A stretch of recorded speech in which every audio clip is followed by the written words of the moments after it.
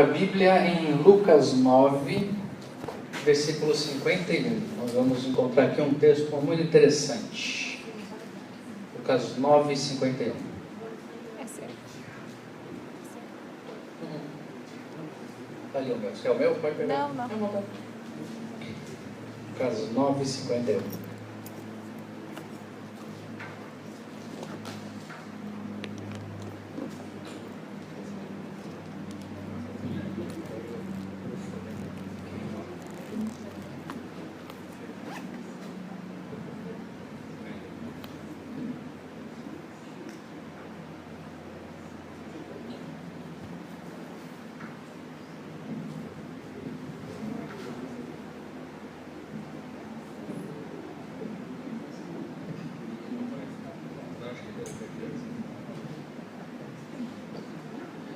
Muito bem, Lucas 9, 51.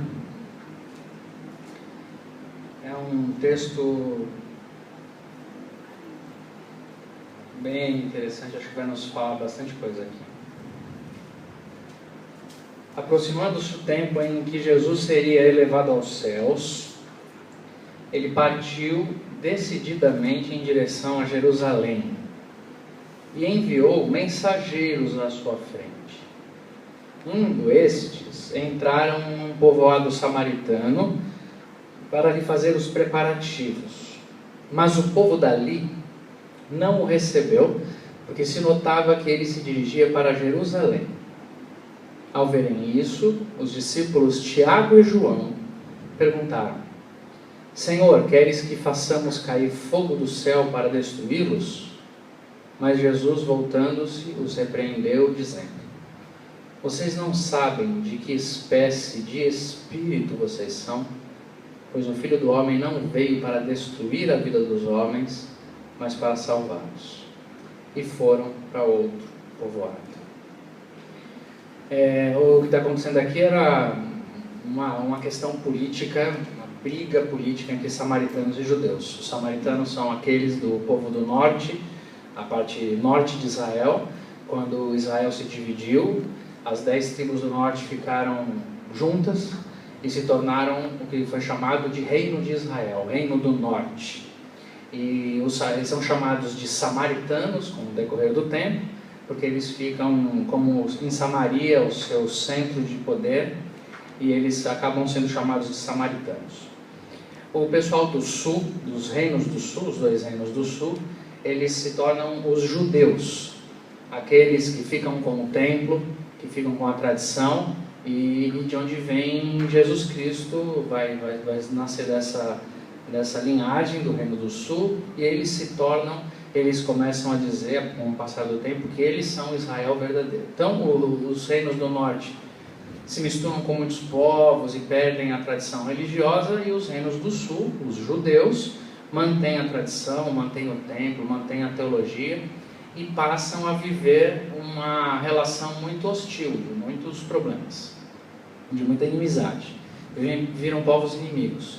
Nos dias de Jesus isso está muito grave. Samaritanos e judeus não se misturam, não se relacionam. É muito grave aqui. Por isso que quando Jesus Cristo conta a história do bom samaritano, ele está ofendendo os judeus.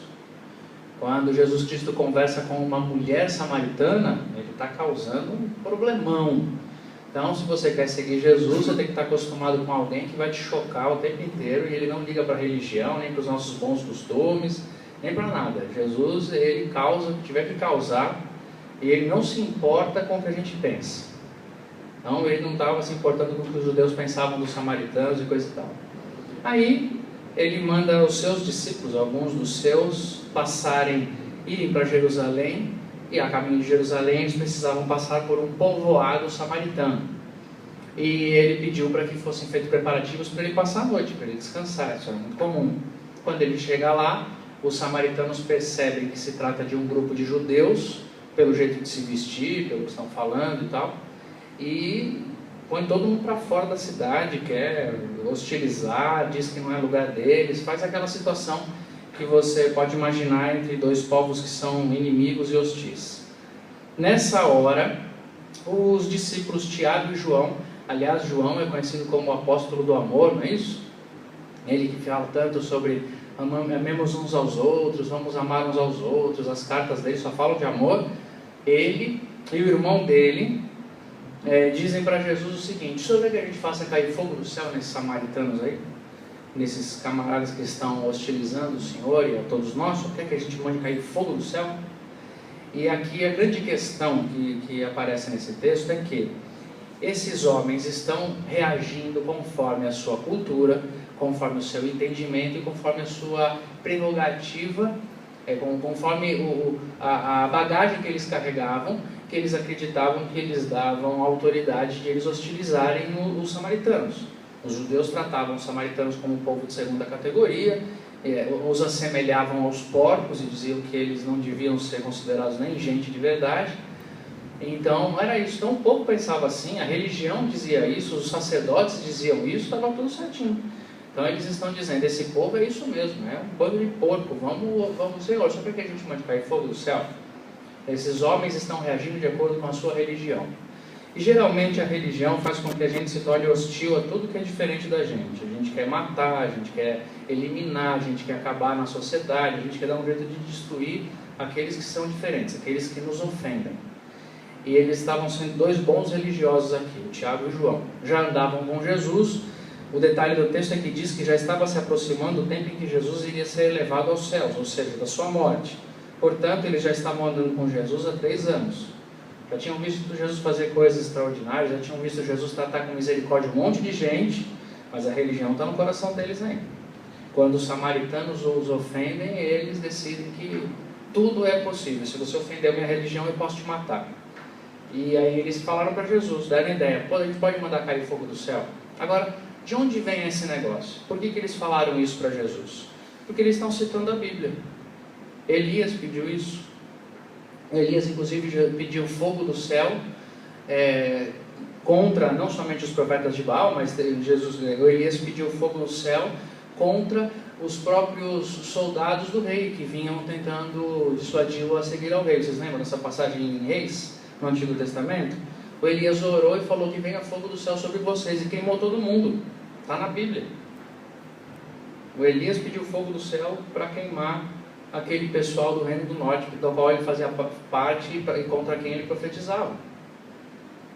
Então o Tiago e o João tinham uma inclinação de hostilidade contra um povo e tinham base bíblica para pedir isso. Estava na Bíblia. A Bíblia me autoriza a pedir para Deus mandar fogo sobre os samaritanos. E eu vou mostrar para Jesus que eu sou tão espiritual e tão religioso e tão bom, que além de eu lembrar a história, eu estou achando que depois de andar com Jesus 3 anos, eu estou assim que nem Elias. Eu tenho o mesmo poder que Elias. Jesus, o senhor não quer que a gente mande cair fogo do céu? Então eles acreditavam que eles tinham o poder de Deus, e que o poder de Deus para eles lhes dava condições de limparem da face da terra aqueles que eram hostis à sua mensagem. E eles contavam com a ideia de que tinham o poder de Deus para fazer isso, e eles citaram a Bíblia para fazer um pedido desse. Isso é o que é mais forte aqui nesse texto, que é o grande equívoco que a religião faz a gente cometer com a Bíblia na mão. As pessoas falam coisas extraordinariamente absurdas com a Bíblia na mão. Entendeu? Elas querem fazer a igreja voltar às vezes a práticas religiosas judaicas. A Bíblia na mão, está aqui, está escrito na Bíblia. As pessoas citam, está escrito na Bíblia, está escrito na Bíblia, está escrito na Bíblia. E com a Bíblia na mão, elas causam atrocidades. Esses homens fizeram isso. Eles disseram simplesmente para Jesus o seguinte: está na Bíblia que um grande profeta pediu fogo do céu para queimar os homens. Por que a gente não pode pedir isso agora? Entende qual é a lógica? Aí Jesus Cristo não discute teologia com eles, não explica por que é que Elias um dia fez isso. Jesus não fica tentando explicar que antigamente no Antigo Testamento era assim, mas as coisas mudaram. Não é hora de explicar nada, é hora de dizer o seguinte: vocês têm que entender de que espírito vocês são e qual é a razão de eu estar aqui no mundo. Porque eu sou Deus. Toda a história de Israel agora, é como se ele dissesse aqui, toda a história de Israel agora tem que ser lida e tem que estar submetida a mim e ao Espírito com o qual eu ensino vocês. Eu não vim aqui para destruir ninguém, eu não vim aqui para matar ninguém, eu vim aqui para salvar. Eu vim aqui para salvar. Então Jesus despreza uma interpretação que aqueles caras têm de uma leitura da Bíblia. Está na Bíblia sim. Está na Bíblia que o Elias mandou descer fogo do céu. Está na Bíblia. Mas esse ponto da Bíblia não está mais em uso. Isso que aconteceu é história. Isso que aconteceu não é o que vocês podem pedir agora. Quando Jesus faz isso, ele está dizendo para nós o quê? Que a Bíblia toda, ela não tem que ser repetida literalmente. E a gente no fundo sabe desse tipo de coisa. E que a gente não tem que achar que a Bíblia literalmente inteira tem que ser repetida, revivida nos nossos dias. Mas que a Bíblia tem que passar por um critério para que seja compreendida e aplicada nos nossos dias. E esse critério qual é? É Jesus. Ele é o critério, o Espírito dele é o critério, e a maneira como ele viveu e aplicou a Bíblia são o critério. É isso. E isso é uma das questões mais importantes de a gente entender quando a gente está ensinando a Bíblia e está passando a Bíblia para a igreja, especialmente vocês que estão num momento de renovação aqui na igreja, estão pensando no futuro, estão começando a caminhar na direção de um novo trabalho, um novo ministério e tudo mais. O critério com o qual vocês têm que avaliar as pessoas que ensinam aqui na igreja e quando vocês estiverem decidindo por um novo pastor aqui na igreja, o critério com o qual vocês avaliam o ensino desta pessoa é Jesus Cristo. É Jesus Cristo. Se o que essa pessoa está ensinando tem a ver com o espírito do Evangelho ou não. É Jesus Cristo. Entende?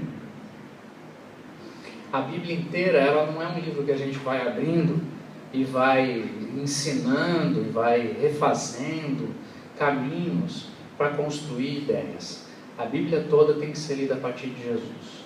Na prática, existe um Espírito em Jesus que julga toda a história, inclusive a história que está escrita na Bíblia. E o Espírito de Jesus é esse Espírito de compaixão, misericórdia, salvação, graça. É esse aí. Esse é o Espírito do Evangelho, esse é o Espírito de Jesus, é assim que ele viveu, é assim que ele está fazendo.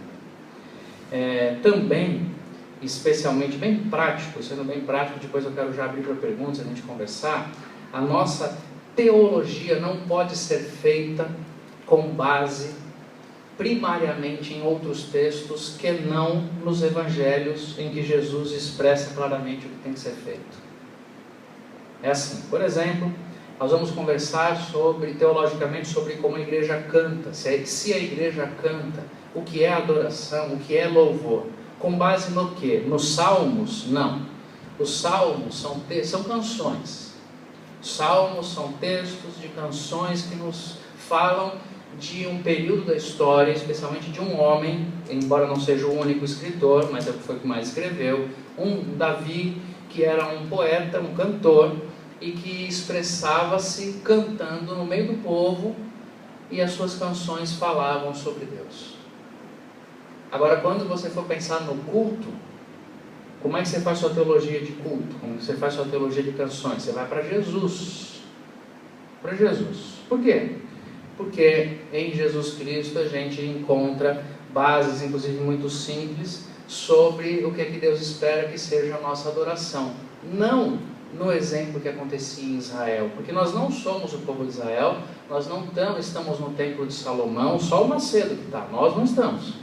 Nós não estamos no templo de Salomão, nós não estamos no templo de Davi, nós somos da igreja e nós seguimos a Jesus. E foi Jesus quem falou sobre esse assunto, e os apóstolos nos deram pistas do que eles entenderam em Jesus, de como é que eles deveriam se reunir. Continuando nesse exemplo para a gente colocar em prática, em Israel existia uma liturgia de adoração muito definida. As pessoas chegavam com seus animais em sacrifício, elas entregavam seus animais para um sacerdote que já tinha sido purificado em águas, em tanques. Esse sacerdote imolava um animal, aí ele se limpava daquele sangue que o animal espirrava nele. Era inclusive um ritual grotesco. Quem aqui já matou galinha no quintal? Já não é meio estranho? Mas imagina pegar um bezerrão sangrar, deixar morrer. Você acha que aquilo era bonito? O sacerdote, depois de fazer isso algumas vezes, ele devia ficar completamente tomado de sangue. Aí ele fazia isso, o povo ficava lá fora, ele entrava numa área junto com outros sacerdotes e fazia uma cerimônia. Depois apenas um deles, o sumo sacerdote, entrava num lugar chamado o Santo dos Santos, que era tão aterrorizante que se aquele homem entrasse naquele espaço em pecado, cerimonialmente impuro, se ele tivesse esquecido de se purificar na pia, tivesse esquecido de pedir perdão por seus pecados lá atrás, ele poderia morrer fulminado naquele lugar, porque ele tinha que estar cerimonialmente completamente purificado. Então ele entrava naquele Santo dos Santos, se aproximava do Senhor, não podia tocar na arca da aliança que ali estava. A Bíblia conta a história de um tempo que soldados de Israel, trazendo a arca de volta para Israel, que tinha sido roubada, a arca quase que escorrega na andança, alguém tocou na arca e morreu. Que coisa terrível, esse tipo de história no meio de Israel. E isso era contado para que as pessoas tivessem um respeito extremo com o que aquilo tudo representava. Isso era o templo.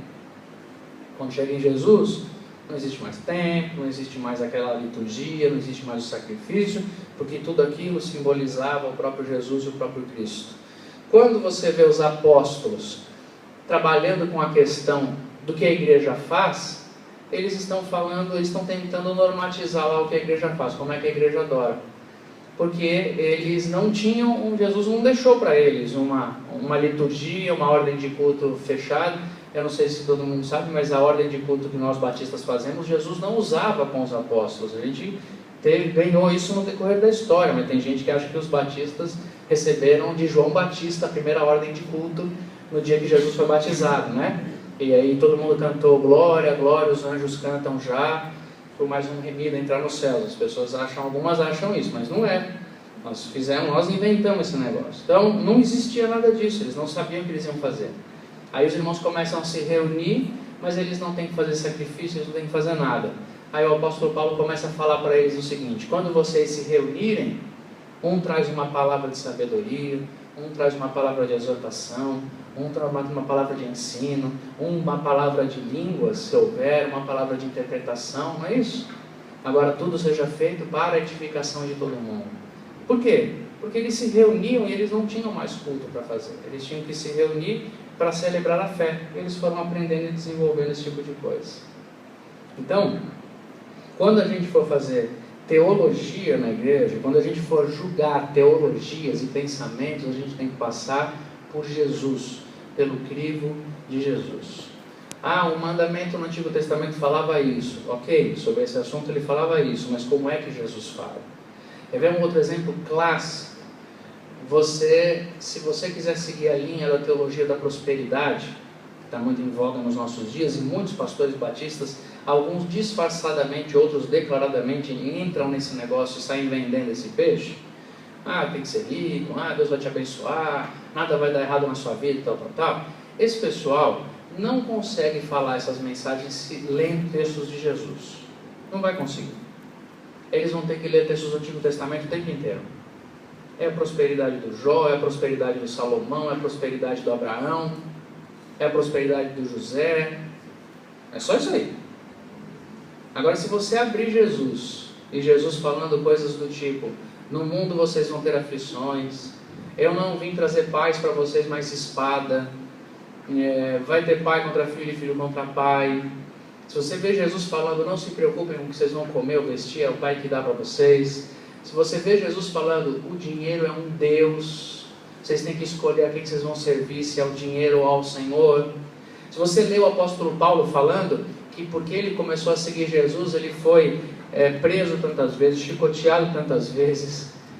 Se você lê a carta aos Filipenses, em que ele fala sobre é extraordinário aquele texto, aquele contexto de de Filipenses 4, versículo 13, que a gente gosta de pôr adesivo no carro, né?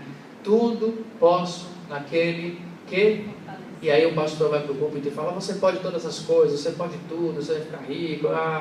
Os caras não leem nem o contexto, porque o Paulo fala: eu aprendi a estar contente em toda e qualquer situação. Eu sei estar diante de reis e sei passar fome. eu posso todas as coisas naquele que me fortalece. Inclusive passar fome, inclusive ser apedrejado, inclusive perder o emprego, inclusive tudo. Então, se você for falar sobre a relação financeira do cristão, você escolhe. Se for em Cristo, você vai acabar entendendo o que o apóstolo Paulo entendeu e escreveu escreveu a Timóteo e o Timóteo registrou lá. 1 Timóteo, capítulo 6. Digam aos ricos dessa era que não se apeguem ao seu dinheiro. E digam a todos os demais que ninguém queira ficar rico, porque o amor ao dinheiro é a raiz de todos. A Bíblia está escrito claramente, Jesus falou e o apóstolo Paulo falou, ninguém tem que ficar correndo atrás de riqueza. Está lá. Agora, a maioria dos pastores que estão na TV, que estão com publicidade hoje no Brasil, a maioria está pregando exatamente o contrário disso. Você tem que ficar rico, você tem que ter o lugar do seu patrão, você tem que isso, aqui. Não é isso aí. Como é que esses caras fazem isso com a Bíblia aberta? Porque eles abrem a Bíblia. Eles não estão lendo Paulo Coelho no culto. Senão eles não enganavam ninguém. Eles estão lendo a Bíblia. E eles falam, a multidão vai atrás. É isso mesmo, tem que ficar rico, porque está aí. Eu consigo pregar a vida inteira usando a Bíblia a respeito de você tem que ficar rico. Mas eu nunca mais consigo pregar isso se eu ler Jesus Cristo de verdade. Então qual é a minha chave de construção teológica? É Jesus. Jesus. Por exemplo, se você abrir os Salmos, você vai encontrar o Davi de vez em quando falando coisas do tipo, Deus, eu estou com raiva dos meus inimigos, eu quero que os meus inimigos morram. Ele chega a orar dizendo assim, Senhor, mata todos os meus inimigos, arranca, ele falou uma vez lá, não lembro agora o Salmo, tire o filho do ventre das mulheres dos meus inimigos, mata todo mundo, sanguinário, isso é o Davi. Não, você pode querer tratar o seu vizinho que te importuna de alguma maneira desse jeito, está na Bíblia, não está? Olha para o seu vizinho, estenda a mão para ele e começa a orar lá. Deus, arranca a cabeça do meu vizinho. Está escrito na Bíblia, você pode fazer isso. Está lá, Davi, um cara chamado homem segundo o coração de Deus. Aí você vai para Jesus Cristo, o que ele fala sobre os inimigos? Amem os seus inimigos, façam o bem, não o mal, orem por eles. Não é isso que ele fala? Como é que você vai fazer uma teologia de relação com quem lhe faz mal e com quem é hostil a você?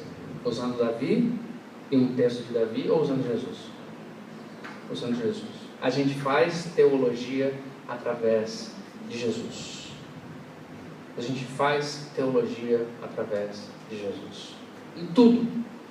Foi Jesus quem falou primeiro sobre a igreja, não foi o Paulo, e nem foi o Calvino, e nem foi o Armínio. Foi Jesus quem primeiro falou sobre todos os assuntos importantes da igreja. Tudo o que importa está em Jesus, e o que não está em Jesus e é duvidoso, então a gente coloca no campo da dúvida, não se pode bater o martelo. E tudo que está em Jesus de modo claro é o que nós devemos viver e a igreja tem que fazer. Entendeu? Então, Jesus Cristo falou claramente sobre como nós nos relacionamos com os inimigos. Não tem como fugir. A gente pode assumir que não consegue, mas fugir daquilo não pode. Porque a gente tem que amar os inimigos e isso é difícil pra caramba. É por isso que a gente busca Jesus, porque se fosse fácil ele não precisava ter morrido na cruz. Jesus Cristo morreu na cruz justamente porque você e eu não conseguimos fazer. Porque se a gente conseguisse, então... Quando você pratica uma religião que está nas suas mãos, você está desconsiderando a cruz de Cristo. Nós não temos aqui uma religião de bom comportamento que nós somos capazes de executar. Nós estamos diante do impossível, que só o Espírito pode realizar por nós. É por isso que nós nos ajoelhamos diante da cruz e oramos, envergonhados por nossa incapacidade, temerosos diante da santidade de Deus e clementes da ação dele sobre nós. Se o Senhor não agir, eu não consigo. Por isso que a gente precisa de Deus. Porque se a gente consegue fazer, não precisa de Deus, então não tem jeito. Isso é um fato. Está escrito lá, a gente tem que amar os inimigos. Não tem como fugir desse negócio. A gente tem que perdoar as pessoas. Não tem como fugir desse negócio. Está lá, está claro. Agora, Jesus Cristo não falou que tipo de música que a gente vai cantar. Aliás, ele nem disse que a gente tem que cantar sempre. Fica por nossa conta mesmo. A gente tem tempos que a gente canta cantor cristão, tem tempos que a gente canta corinho, como a turma falava, cântico. É nosso, não tem nada a ver com Deus, esse assunto não tem a ver com Jesus, Jesus não se importa, Se ele tivesse aqui, ele falaria: que música que o senhor gosta, Jesus? Ele fala: não, eu gosto dos pássaros, eu acho que eles são melhores para cantar para mim. Ah, vocês gostam? Canta as músicas que vocês gostam, aí está tudo bem. Está falando de mim? Está inspirando o coração de vocês? Então podem cantar, porque não tem registro, não tem interesse, não tem formalidade, não tem nada. Então a gente precisa fazer teologia a partir de Jesus. Prestar atenção ao que ele deu de importância, deixar em segundo plano aquelas coisas às quais ele não deu importância, e buscar construir nosso pensamento teológico a partir de Jesus Cristo. Essa é a nossa tarefa.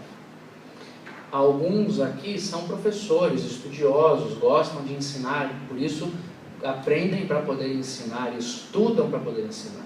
A vocês eu digo: façam o caminho teológico de vocês a partir de Jesus, porque vocês são responsáveis por ensinar o Evangelho na igreja. Façam o caminho teológico de vocês a partir de Jesus. Revejam a teologia de vocês sempre em Jesus. De um modo geral, a igreja toda, qualquer pessoa, tem condições dadas por Deus, através das Escrituras, de julgar o ensino dos outros. Você tem condições de fazer isso. Se você, em ler os Evangelhos, pensar nos Evangelhos, tentar entender o que Jesus está fazendo ali, se apropriar dessa verdade, você tem condições de julgar. E vai fazer muito bem se fizer isso, julgar o ensino dos outros. Deixa eu ver se o que esse camarada está falando está em Jesus. Deixa eu ver se esse camarada está falando passa pelo crivo de Jesus. Isso vai dar condições para a igreja, inclusive, de saber quem são os seus pastores, quem vai ser o seu pastor, seja lá o que for, seja como isso aconteça. Esta é uma questão de suma importância para a saúde de uma igreja. Que o seu pastor e os seus teólogos façam teologia a partir de Jesus Cristo. Ok? Agora eu gostaria que vocês perguntassem, falassem, reclamassem. Paulo, você primeiro. Paulo, depois a senhora, pode ser? Ele pediu uma primeiro. Pastor, eu vejo o seguinte: na questão do Senhor Jesus, que é a nossa base, eu vejo o problema da leitura sobre Jesus. Porque, para uns, Jesus é aquele que veio, morreu na cruz, os nossos pecados, nos dá uma celebração com Deus, e vamos aplicar a Bíblia do jeito que ela é, do jeito que está no Velho Testamento. Para outros, Jesus é um simples homem que nos deu uma oportunidade de salvação, mas legal, poderia ter sido outro homem que fez isso aí. Para outros ainda, Jesus só pode ser interpretado a partir de Paulo, que é o nosso apóstolo dos gentios. Então não se deve ficar lendo os evangelhos, de uma forma bem simplificada. Muita gente ensina Jesus como aquele que é o caçador de religioso, ou seja, não pode ver um religioso que casca a língua em cima dele, e vai explorando algumas nuances sobre Jesus. Agora a gente também tem o ensino da ação social, mas, por exemplo, há outras facetas do ensino de Jesus que não se fala. O ensino escatológico de Jesus não se fala, o ensino sobre o desapego aos bens, como o irmão falou, não se fala, e poderíamos enunciar várias coisas. Eu vejo particularmente que o próprio ensino sobre Jesus está muito ligado àquilo que nos interessa. E particularmente, na hora que a gente vai falar sobre criar uma teologia, a gente quer criar uma teologia a partir de Jesus, mas sobre a nossa percepção sobre Jesus. Então a pergunta que eu deixo aí, que eu gostaria que o irmão falasse há muitos pastores hoje que estão preocupados no ensino assim, em Jesus, na raiz mesmo dos caras, e como a gente pode trabalhar a igreja para que ela busque Jesus como um todo, o ensino de Jesus como um todo. A gente vê que hoje é raro alguns pastores, muitos pastores falam de Jesus, mas eles não pegam o evangelho do evangelho. Então, o irmão, a gente vê assim que tem a leitura direta, sempre está sempre no evangelho. Eu conheço poucas pessoas além disso que falam esse tipo de leitura. Então a primeira questão é como a gente trabalhar essas facetas que cada um faz de Jesus, e eu acho que podemos resumir a pergunta nisso, e encontrar uma igreja mais verdadeira, que busque uma teologia a partir de Jesus, que de repente vai ser muito diferente daquilo que a gente tem vivenciado. Vamos lá, deixa eu tentar abrir algumas janelas para responder para você. Jesus Cristo interpreta o Antigo Testamento, Jesus Cristo interpreta inclusive o Paulo. Ninguém deve ler Jesus através de Paulo, a gente lê Paulo através de Jesus. Esse é um equívoco teológico, hermenêutico. Tem gente que sim, lê Jesus através de Paulo. Paulo se torna mais importante do que Jesus na própria construção teológica.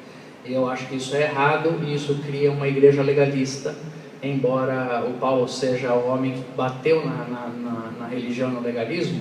Ler só o Paulo nos torna tão legalistas quanto o que ele quis combater. A gente tem que ler o Paulo através de Jesus. Não é o Paulo quem define para a igreja a maneira como nós nos relacionamos com as questões sociais da vida, das mulheres, dos homens, da sexualidade e tudo. O Paulo aplica aquele que definiu, que é Jesus. Jesus definiu e o Paulo está aplicando na sua geração.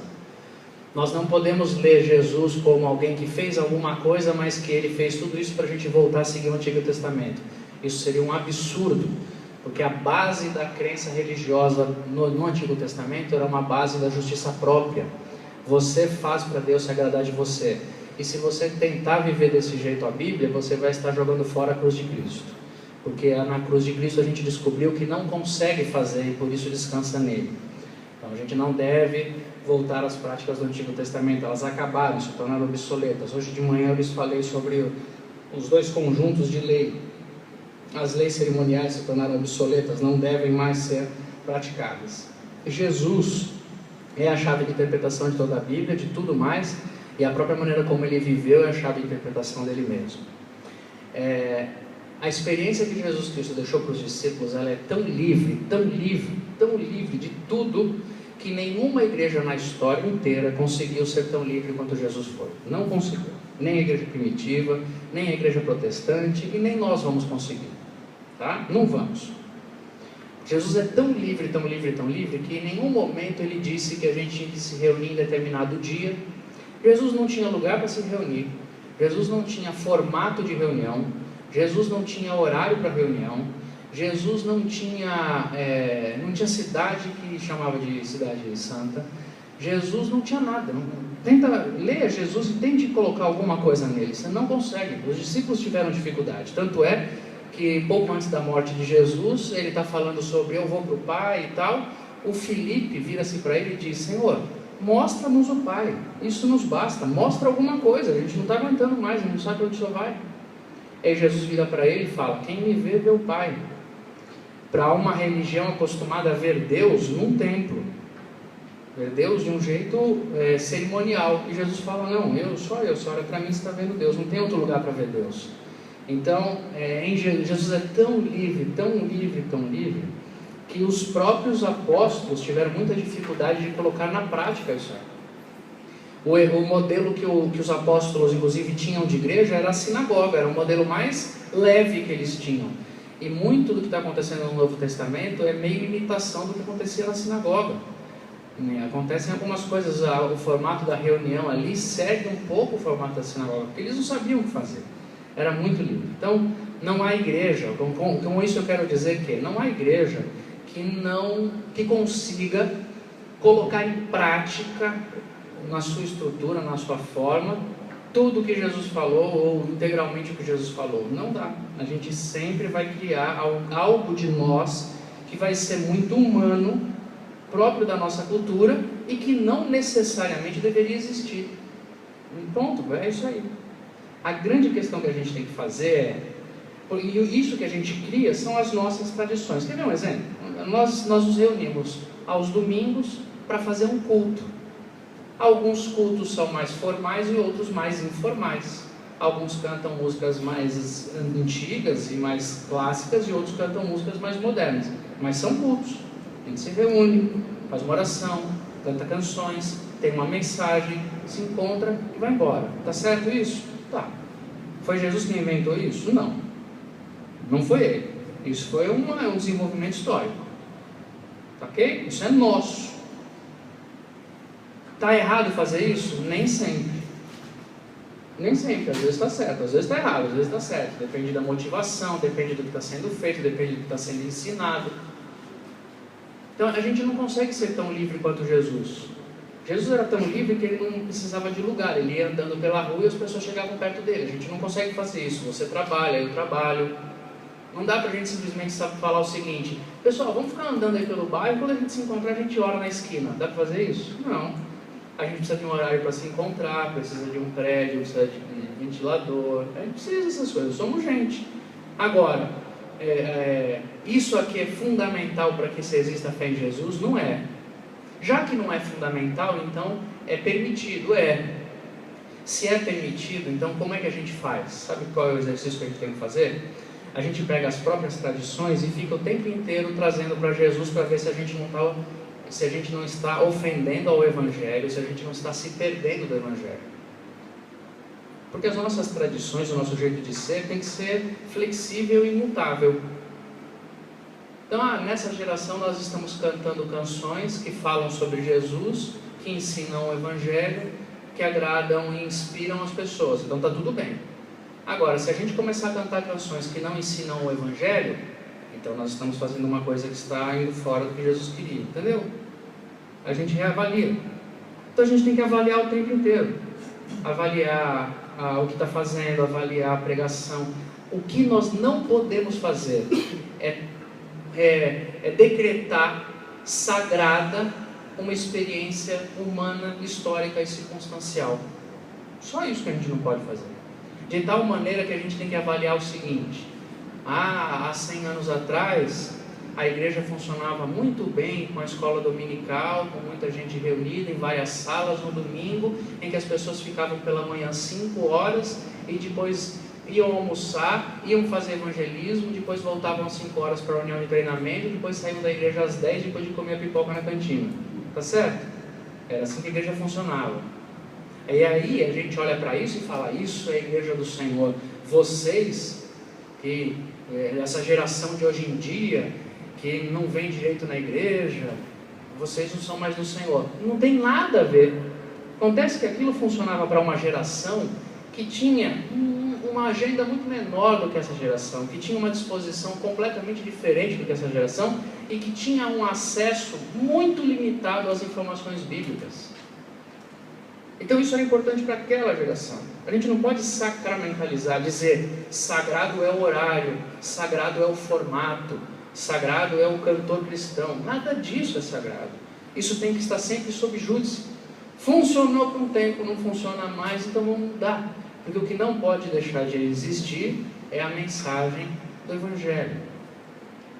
Então a maneira como a igreja lida com essa questão de ter em Jesus a sua chave é sempre deixar o Evangelho de Jesus julgar as suas iniciativas. Nós estamos sempre sob júdice. Nós estamos sempre tentando descobrir um caminho melhor. E assim, pessoalmente, o que eu queria dizer para os irmãos qualquer pessoa que se aventura a ter Jesus como chave e a ler bastante os Evangelhos, sempre, pode guardar isso aí, sempre vai encontrar uma palavra que é contra si mesmo. Sempre. O Evangelho de Jesus sempre confronta as nossas decisões, os nossos pensamentos e as nossas escolhas. Sempre. Nós estamos em constante processo de conversão. Uma pessoa que lê as Escrituras e lê o Evangelho de Jesus e não está sendo confrontada, não está mudando, ela não está lendo o Evangelho de Jesus. Ela está indo para o Evangelho de Jesus com os seus pressupostos teológicos para encontrar alguns versículos soltos que acompanham a sua tese e a sua ideia. Sempre. A gente sempre está devendo. Ler o Evangelho é sempre se expor com uma mensagem que a gente tem que mudar. Isso aqui eu não tinha visto, isso aqui eu não estou fazendo, isso aqui eu não pensei. E é sempre assim. Entendeu?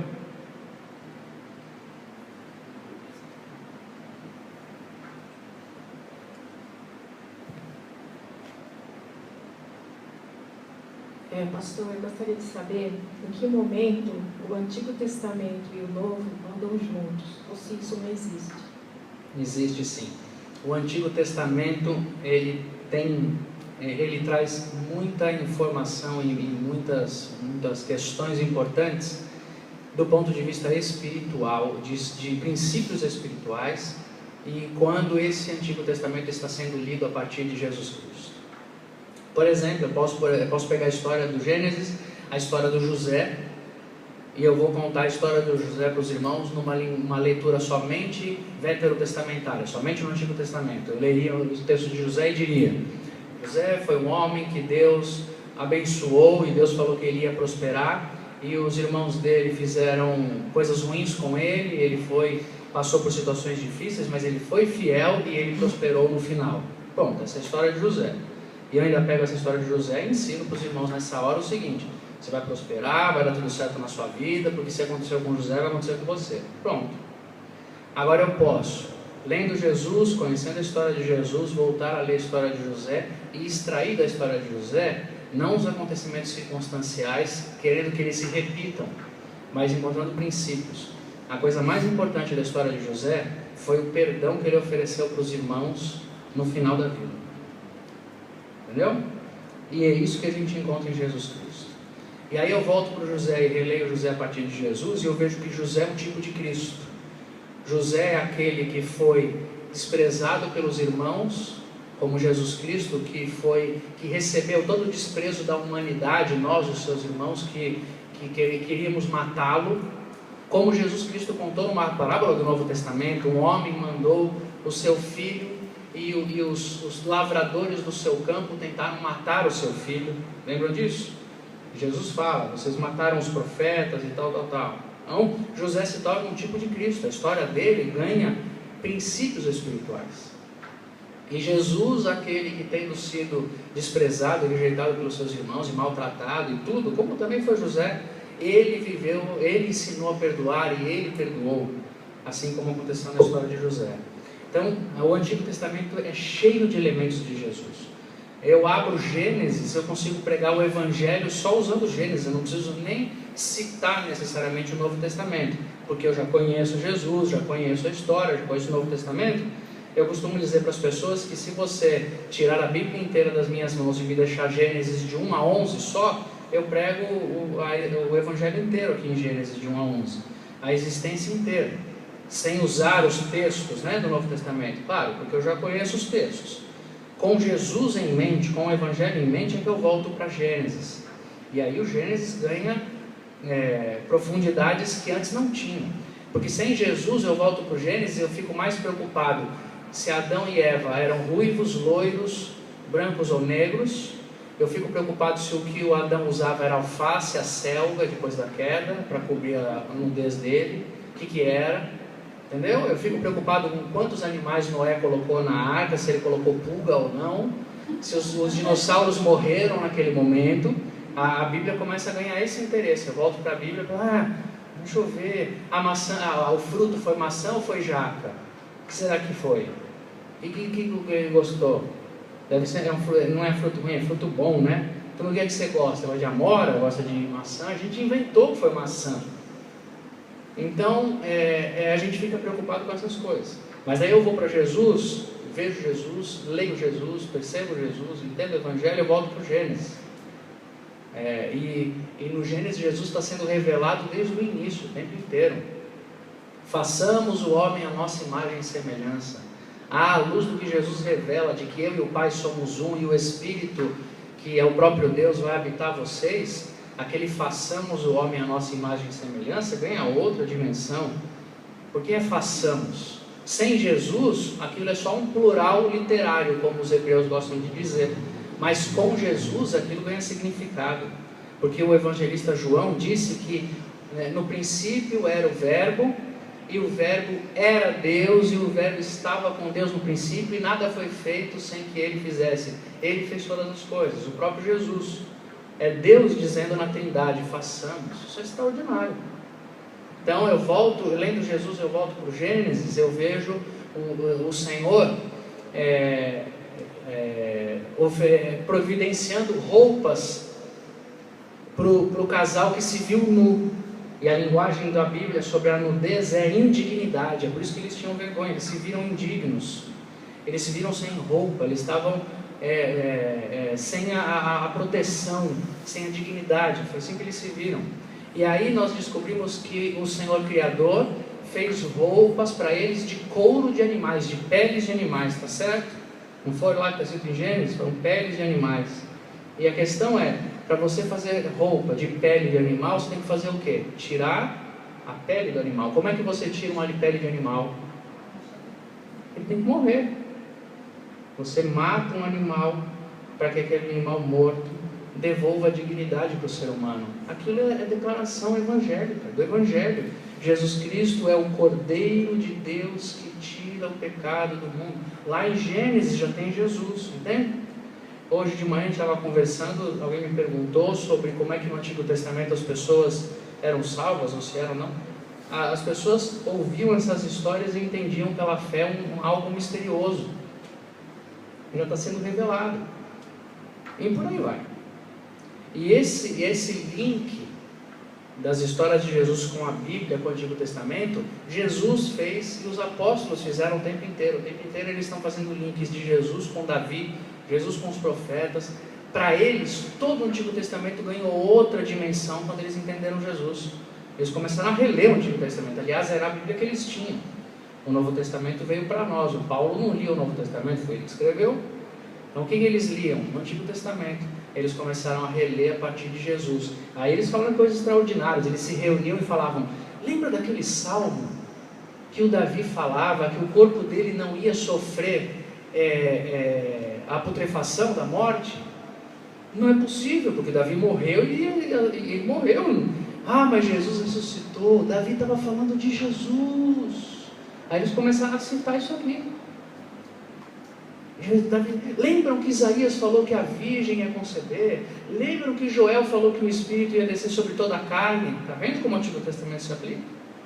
Os apóstolos começaram a fazer isso entre si na igreja. Eles começaram a lembrar dos textos do Antigo Testamento e falar. O João, quando escreve o Apocalipse, fala que, de um jeito metafórico, que o Satanás está sendo destruído e ele é a antiga serpente que estava no Éden. O João faz um link extraordinário. A maneira como a igreja entende o diabo é que ele estava lá no Éden, naquela serpente que tentou primeiro o casal. O Paulo, quando vai falar sobre o pecado e a salvação, ele fala: o pecado entrou por um só homem, Adão, assim como também a salvação entrou por um só homem, Jesus, Romanos capítulo 5. Então, os irmãos estão o tempo inteiro fazendo o link. Mas de que forma? Extraindo princípios espirituais da história de Israel e não tentando repetir histórias, simbolismos, teologias de Israel, entende? Mas interpretando espiritualmente as questões do Antigo Testamento. Então é muito importante isso. Às vezes, quando eu faço uma abordagem como eu faço, pode sugerir que eu estou desprezando o Antigo Testamento completamente. Não serve para nada, de modo algum. Serve muito através de Jesus. Serve em muito para tudo que se aplica pelo Evangelho. Pastor? Só ter um esclarecimento. Se a resposta não estiver com tempo, se quiser réplica ou contestar, fica à vontade. Acho que não pode ficar com uma ligação de... Não, tá certo. É um bate-papo, né? Isso é um bate-papo, mas é formalidade. Se quiser complementar ou pedir um melhor esclarecimento sobre um ponto, fica à vontade. Livre, deve ser. Pastor, aprofunda um pouquinho mais para nós, quando o senhor falou pessoas que ensinam na igreja e o critério de Jesus Cristo. Isso para nós é de suma importância, que nós estamos querendo iniciar a escola bíblica dominical, estudo com crianças, adolescentes e jovens. Dá para o senhor aprofundar um pouquinho mais. Ok. Quando a gente vai pensar o ensino da igreja, a gente tem que pensar primeiro o seguinte: o que é que Jesus Cristo, ao que Jesus Cristo deu mais importância, e ao que ele não deu importância, e o que foi que ele rejeitou. Então, por exemplo, questões religiosas, cerimoniais, Jesus Cristo simplesmente desprezou. Então a gente não tem que ficar estudando na igreja nesse sentido de ensino. A gente não tem que ficar, por exemplo, tentando descobrir, sacralizar estas coisas cerimoniais, festas, liturgias, cultos, essas coisas, dias sagrados, essas coisas todas. Elas acabaram em Jesus, elas não têm interesse para nós. Qual é a pauta de Jesus? O que é que ao que Jesus dava importância? Se você ler os evangelhos, você vai ver Jesus o tempo inteiro em contato com as pessoas, falando sobre a vida delas, tratando os seres humanos, cuidando dos mais necessitados, dos desprestigiados e tudo mais. Era disso que ele estava fazendo, essa era a rota de Jesus. Salvação, transformação, libertação. Essas coisas que ele estava fazendo. Tá? Ponto. Quando a gente vai ensinar para a igreja, a gente precisa ensinar a igreja a ler a Bíblia. Por quê? Porque a Bíblia é o nosso texto-chave, é o nosso texto básico. A gente precisa ensinar. Então a gente tem que montar programas de estudo da Bíblia que considerem a leitura do maior número de livros e num programa mais sequencial possível. Tem que fazer isso. É muito importante que a igreja conheça historicamente como é a Bíblia. É muito importante, por exemplo, que qualquer pessoa que estuda a Bíblia um pouco tenha condições de situar historicamente, minimamente, os personagens e as épocas. Por exemplo, é importante que a gente saiba que o Isaías é um profeta já no final da história do Antigo Testamento, e que ele não estava junto com Noé na arca, ele não é filho de Noé, entendeu? É bom saber essas coisas, que Isaías não é filho de Noé, que ele é um profeta. É bom saber que Abraão veio antes de Moisés. É bom saber que Davi foi um rei de Israel e não um dos líderes das 12 tribos. Ele não era filho de José, mas era um rei de Israel. Qual é o exemplo que você deu, Leandro? Você estava dizendo? Só isso, né? É bom saber. É bom saber, por exemplo, que Golias não era um dos discípulos. Entendeu? É bom saber. É bom saber que existe um cara chamado Amós. É bom. Joquebed. É importante ter uma noção mínima da história, para que a gente se situe. Então, todo mundo que vai estudar a Bíblia é bom ter isso. Como é que a gente aprende isso? É estudando nas classes, nos grupos, nos estudos. Então, eu acho de suma importância que a igreja ensine um panorama da Bíblia, onde está cada pessoa. E faça isso como um ensino histórico. Chame pessoas para uma classe de ensino panorâmico histórico, onde lá não se vai fazer teologia. Lá nós só vamos dizer que existiu Davi. Nós não vamos falar que Davi é o primeiro ministro de louvor batista da história. Não vamos fazer essas coisas, senão a gente vai fazer bobagem. O que nós vamos falar? Vamos contar Davi. Davi foi um rei, foi chamado desse jeito. E enquanto nós estamos ensinando isso, é óbvio que nós vamos ensinar coisas, insights espirituais, mas nós estamos ali para ensinar história. Então, quando nós formos ensinar na igreja, eu sugiro que os irmãos tenham classe, material, com intenção de estudar história. É bom que as crianças saibam as histórias, é bom que os adultos saibam as histórias, que os novos cristãos tenham condições de fazer um panorama bíblico. Ok? Isso é importante. Aí, uma outra questão importante é: o que a igreja precisa estudar? Que é inclusive o que eu pretendo falar com os irmãos bastante no decorrer desse ano aqui. O que a igreja precisa saber e estudar? A igreja precisa saber quem é Jesus, quem ela é e como é que ela se relaciona na sua geração. A igreja precisa saber disso. Jesus é o nosso Deus, para que a gente não cometa erros. O Paulo estava falando lá, tem gente que acha que Jesus é só um homem que qualquer um poderia ter feito o que ele fez. Tem gente que não olha Jesus como Deus, absoluto Senhor do universo.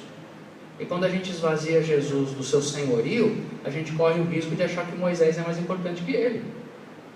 Jesus é o Senhor do universo. O que ele falou é a verdade. O João falou isso. Inclusive citando Moisés. Moisés trouxe a lei. Quem trouxe a graça e a verdade foi Jesus. Jesus completa tudo. Jesus explica tudo. Jesus revela tudo. Jesus cumpre tudo. É Jesus. A igreja precisa saber Jesus. Isso quer dizer estudar os evangelhos. Fazer isso através de estudos, de séries de sermão, de ênfase de pregação, ênfase de púlpito, ênfase.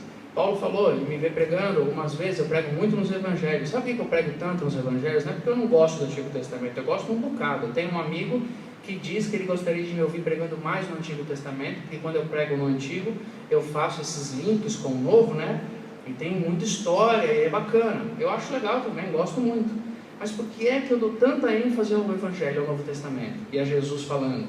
Porque eu sei que nas igrejas se prega pouco sobre Jesus. Se fala muito sobre o Antigo Testamento e sobre Paulo. Não é isso? A ênfase dada é abrir Paulo. Por isso é que onde eu vou, Jesus. Para as igrejas verem. Percebam que eu consigo pregar em Jesus. Jesus não é tão fraquinho quanto vocês pensam, não. Jesus é bom, ele é bacana, ele fala coisa boa. Vamos ler Jesus, gente. Então, uma ênfase de pregação, uma ênfase de ensino, salas para fazer isso, montar grupos de estudo sobre Jesus. Há tanta coisa para estudar sobre Jesus. A gente pode estudar as parábolas de Jesus, a gente pode estudar o Sermão do Monte, a gente pode estudar a oração do Pai Nosso, tudo em projetos de estudo, em classes de estudo. A gente pode estudar os milagres de Jesus, cada um tem uma finalidade.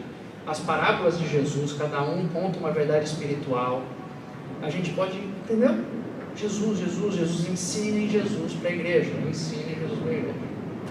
A igreja precisa saber quem ela é. Então isso é uma outra pauta de estudo. Quem é a igreja? O que Jesus queria para a igreja? Qual a missão da igreja? Qual a vocação da igreja? O que a igreja faz? A igreja está aqui para construir prédios? A igreja está aqui para ganhar o Brasil e eleger o primeiro presidente evangélico? A igreja está aqui para acabar com todas as outras religiões, matando seus seguidores? Não, o que a igreja está aqui? O que é a igreja? O que a igreja faz? A igreja precisa saber quem ela é. E a igreja precisa saber o que ela está fazendo no mundo. A gente está aqui para ter um templo bonito no bairro? Ou a gente está aqui para tentar ajudar as pessoas que precisam de alguma coisa? A gente está aqui só para dar comida ou a gente dá comida e Bíblia também? A gente está aqui para saber o que a gente faz. Tá todo mundo, nós estamos o tempo inteiro perguntando isso. Então nós precisamos nos dedicar a esse tipo de ensino, entendeu?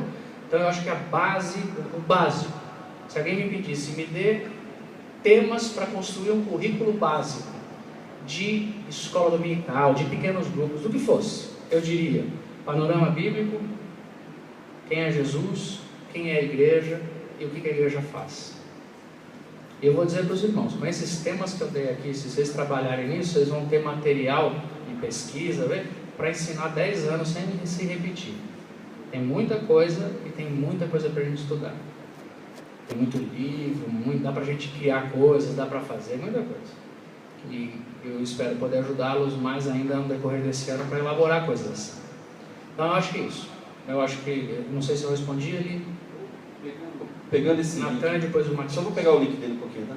Pegando esse link aí que o pastor colocou, é o seguinte, face a essa realidade que nós vivemos hoje, em que Cristo não é nem mais coadjuvante dos sermões e nem figurante às vezes, não é nem citado, ou só nas canções. Às vezes o pastor vai no Velho e fica lá citando Moisés, a história de Moisés, como é importante é a fé de Moisés, e morreu ali. E devido à realidade que nós vemos hoje, muitos pastores, principalmente seguindo a linha neopentecostal de prosperidade, que eles focam muito no Velho Testamento e dão ênfase muito nisso. Não seria interessante, quando a gente fizer esse panorâmica, essa visão panorâmica do Velho Testamento, a gente já fazer os links? Porque se a gente porque a gente já teve algumas experiências de fazer uma série de estudos somente focados no Velho Testamento, dando esse contexto histórico dos personagens bíblicos e dos livros históricos, mas chega um momento que quando começa a se falar deles, entra nas questões morais. Perfeito. Aí as pessoas começam a discutir questões morais e precisa da luz de Cristo para entender que não é um legalismo, e abre margem, abre precedente para as ênfases legalistas, né? E como tem esse contexto hoje de distorcer, de Cristo está sendo destronado do centro e da relevância que ele representa, e tendo também um outro entendimento de que ele é o cabeça do corpo, não seria interessante fazer, ao mesmo tempo que se faz esse panorama, essa visão panorâmica, né, do Velho Testamento, já fazendo os links com Jesus, para evitar que de repente a gente esqueça de Jesus e volte para o Velho Testamento? Não, você tem completa razão. É indispensável isso, para que não haja esse risco, ou a gente diminua o risco de esquecer Jesus e ressaltar o Antigo Testamento. É bom já fazer os links. Ainda mais com o contexto que a gente está hoje, que precisa dar resposta a essa nova teologia. Sem dúvida. Existem textos, gente que já fez isso, algumas pessoas, procurem na internet, vocês vão encontrar, por exemplo, por curiosidade, pessoas que fazem assim: em Gênesis, como é que Jesus é revelado, em Êxodo, como Jesus é revelado, em Números, Levítico, Deuteronômio, você vai encontrando tudo lá. E as pessoas, alguns conseguem fazer isso na Bíblia toda. Eu lembro a gente fazer isso em cantatas, as pessoas declamarem essas coisas. Em Gênesis, Jesus aparece como o descendente que vai esmagar a cabeça da serpente e tal, eles fazem isso. São maneiras de criar o link, assim, como é que Jesus aparece aqui nesse texto, nesse livro e tudo mais. Matias. Pastor, eu queria perguntar aqui duas coisas, assim, mas eu não sei se eu vou saber elaborar tudo. Mas uma é, o que é ser espiritual? Nesse contexto que a gente está aqui, né? Como é que a gente pode definir e chamar alguém, fulano, beltrano, de um camarada espiritual? Porque parece que, pelo que eu ia assim, já responder do meu ponto de vista, eu aprendi de uma maneira e hoje rejeito totalmente. E isso aí vai criando também uma falta de mim mesmo, uma falta até de consideração com respeito a alguns que têm essas práticas. Por exemplo, ida constante ao culto, orar para todo momento, vigília, subida ao monte. E esse conceito para mim não vale como espiritual, já acompanhando bem de perto de tudo que eu já passei. Então eu desconsidero isso, mas eu sei que a Bíblia também fala que define Deus de duas maneiras só, né? Deus é amor e Deus é espírito. E a outra é mais ou menos assim, João vem falando que examinar os melhores espíritos, né? E ele diz isso e dá também uma orientação para que a gente faça um exercício para saber se aquele camarada ou aquele profeta, ele é de Deus ou não. E aí ele recomenda assim que se todo espírito que confessa que Jesus Cristo veio em carne procede de Deus. Aí eu queria um pouquinho que você falasse o que é ser espiritual e o que João está falando em esse Jesus que veio em carne. Bom, vamos pelo fim. Quando o João está falando sobre isso, ele está falando num contexto teológico e de interpretações religiosas, em que se dizia, algumas pessoas diziam que existia, né, algumas linhas de pensamento teológico e religioso que dizia que o corpo ele era um aprisionamento da alma e que nada santo podia existir com um corpo humano como o nosso. E isso fazia com que algumas pessoas, alguns cristãos, dissessem que Jesus Cristo não podia ter vindo encarnado, porque senão ele não seria santo como os cristãos estavam dizendo, então portanto essa história era uma mentira. Então aqui tem um contexto muito claro ali, o João está rebatendo uma questão teológica, entendeu? Então ele está dizendo, tem gente que diz nas suas mensagens que Jesus Cristo não veio em corpo, não foi humano, porque senão ele não poderia ser santo. E isso a gente tem que rejeitar porque não vem da mensagem de Deus, entendeu? É isso que ele está falando. E você estava perguntando sobre o que é ser santo, né? Seria espiritual, como você falou, estava perguntando lá. Primeira coisa, o que não é ser espiritual? É um bom religioso, é praticar as coisas da religião. Isso não tem nada a ver com ser espiritual, isso tem a ver com ser bom religioso. Jesus Cristo combate diretamente, mas claramente a religião feita para ser olhada. Ele fala, quando você der esmola, que a sua mão direita não sabe o que a mão esquerda faz. Então, por exemplo, Jesus Cristo condenou as nossas práticas de igreja muitas vezes, de que todo mundo sabe quem dá o dízimo e quem não dá. Isso é um absurdo, isso aí é errado. Jesus Cristo falou, quem dá, ele mesmo não deixa a mão dele saber que deu. É como se ele dissesse, como se fosse possível, né? Sua mão esquerda não sabe o que a direita fez. Ele está sendo exagerado, ironicamente exagerado em dizer, não deixa ninguém ficar sabendo quanto você dá, porque senão você está simplesmente fazendo para você dar performance. Então, por exemplo, eu rejeito veementemente as igrejas que expõem valores dos seus membros para dizer quem dá e quem não dá. Isso aí é um desrespeito a Jesus assim, escancarado. Quem faz isso não consegue discernir nada. Jesus falou, quando você for orar, não fique nas praças, na frente de todo mundo, sendo visto pelos homens, porque se você orar para ser visto pelos homens, você já ganhou a sua recompensa. Ué, você não queria ser visto pelos homens? Já foi visto, parabéns, as pessoas viram que você fala bem, que você ora bem, que você canta bem, todo mundo diz que você é bonzinho, está feliz. Mas quando vocês forem orar, vão em secreto. e falem com o Pai de vocês que vê vocês em secreto. E ele fala sobre as esmolas, fala sobre o jejum. Quando vocês forem jejuar, coloquem uma roupa adequada. Se você for homem, faça sua barba, apare a barba e deixe ela bonitinha. Se você for mulher, passa lá, não quer? Blush, que chama? Passa lá, dá uma rosada no rosto, entendeu? E vai jejuar. Por quê? Porque era muito comum naqueles dias que a pessoa que fosse jejuar ficasse mostrando: eu estou jejuando para o Senhor, olha como eu sou bonzinho, abatido. Aí Jesus falou: se você fizer isso, você já vai conseguir a recompensa que você quer, que as pessoas te aplaudam. Então, em Jesus, a prática espiritual não é uma performance pública. A prática espiritual é uma relação íntima com Ele. Ninguém precisa saber se eu jejuo ou não. E é tão engraçado que a gente vê pastores, igrejas fazendo campanhas e dizendo: eu jejuo 10 vezes, eu jejuo 40 dias, eu jejuo 5 dias. Será que ninguém percebe que nós estamos ofendendo Jesus? Ninguém consegue ler? Está lá na Bíblia, não sou eu que estou falando. Por que a gente não enxerga? Sabe por que a gente não enxerga? Porque a gente vai para o jejum do Antigo Testamento e esquece de ler Jesus falando sobre jejum. Entendeu? Simples assim. Então, espiritualidade não é performance religiosa, ok? Espiritualidade é o ser espiritual, o homem espiritual, de acordo com o Evangelho, é um ser humano que encontra a razão da sua existência em Jesus e que, por conta disso, pratica na sua vida aquilo que é consequência desta razão, em tudo. Uma pessoa espiritual é aquela que faz negócios como Jesus faria, como Jesus gosta que sejam feitos. A pessoa espiritual trata as outras pessoas como Cristo quer que a gente trate. A pessoa espiritual busca a Deus assim como Jesus queria que a gente buscasse e ensinou a buscar. Entendeu? Então, o ser humano espiritual é aquela pessoa que encontrou sua existência em Jesus, a razão da sua existência em Jesus, e ele quer viver, embora não consiga sempre, mas ele quer viver na prática as consequências dessa razão. É isso.